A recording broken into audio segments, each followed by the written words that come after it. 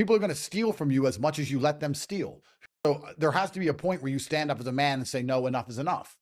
You are a giver, and all of us are givers to some degree. Takers are going to take until they can't take anymore. That's how the world works.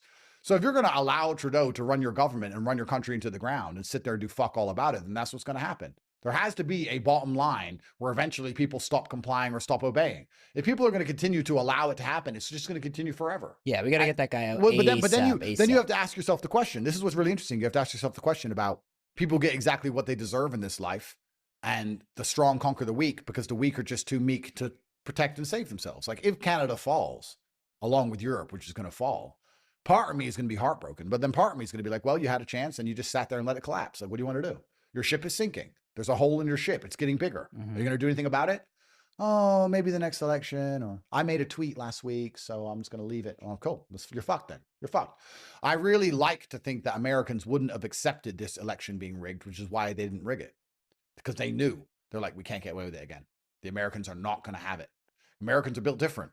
Freedom. 1776. I guess Americans have guns too, right? Well, it's built different. It's not about even shooting people. It's about just showing up and showing the power structures that that you understand what's going on and you're not going to comply any longer.